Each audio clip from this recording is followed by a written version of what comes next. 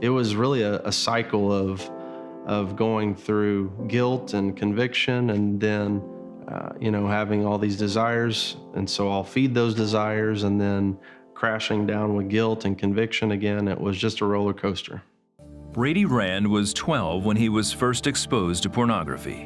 One of my friends, he had taken a magazine from his dad's collection, and even to this day, I can still remember that first image that I looked at.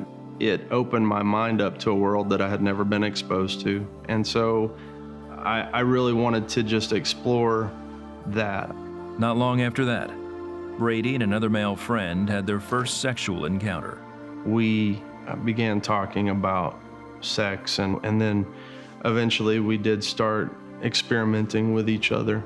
It occurred to me that I should probably talk to somebody about this, and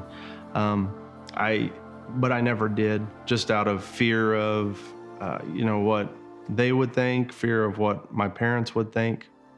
After high school, he joined the Navy. I had been stationed in Hawaii. My desires to be with other men really, kind of amped up at that point, and there's a lot of opportunities. There's different bars and there's different hangouts and those kind of things. Brady's promiscuity was always in conflict with his Christian upbringing. God was convicting me during those times and trying to let me know, hey, this isn't the right way.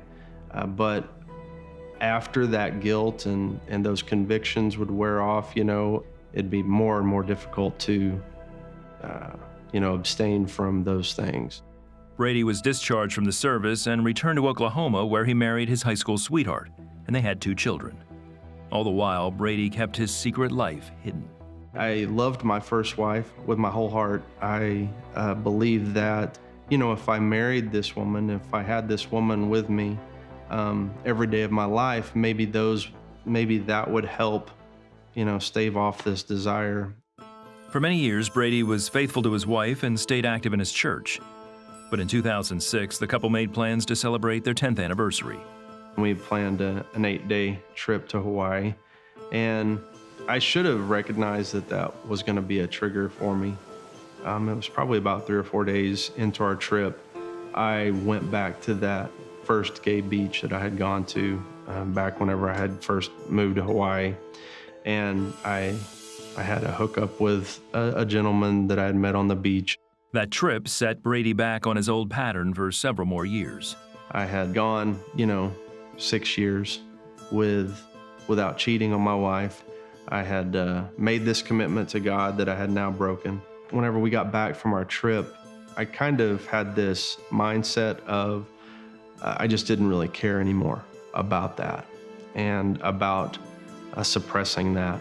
I had gotten my first desktop computer, and of course, that just opens up a whole new world as far as pornography is concerned. And I did kind of go into this deep hole of pornography and just kind of buried myself in that. I started meeting other men. Brady and his wife began attending a different church, despite the fact that her health began deteriorating from diabetes. She wanted to be at church. She knew that she wasn't going to be here a lot longer, and she wanted to make the most of it. Brady's pastor then invited him to attend a conference. I really had reached this point of hopelessness. I would have thoughts of suicide because of that despair and just that guilt that I had felt. I had really stopped hearing from God, and I wasn't able to hear his voice anymore. All of a sudden, I felt this desire to go to the conference, that I needed to be there. And, looking back at that moment, I know that it was God, it was the Holy Spirit. Brady's life changed forever that weekend. I'd never been to a prayer conference, and Pastor Corey Jones, that was one of his conferences. He's felt led to, just bring the church back to praying and back to a commitment of really crying out to God. And that's what his conference was about. At one point in the conference, Brady felt a hand on his shoulder. I connected eyes with the pastor. Within about 25 or 30 seconds, he was standing next to me.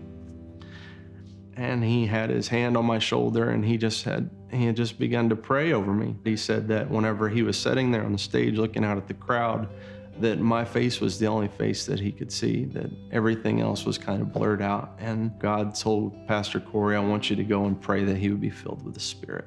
For the first time in my life, I began to feel the manifest presence of the Holy Spirit just falling on me.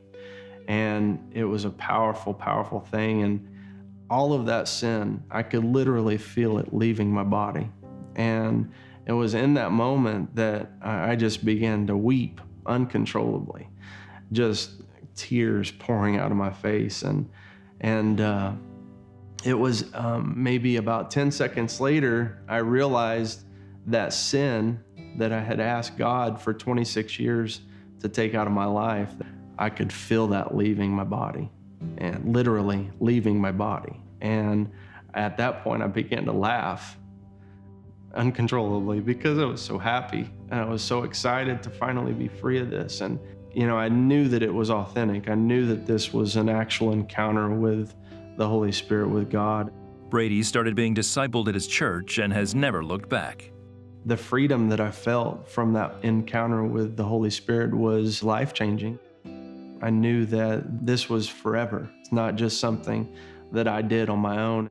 Sadly, Brady's first wife passed away in 2014 as a result of complications from her diabetes. 2 years later, Brady married Raquel. They now have a blended family of 4 and are both involved in ministry.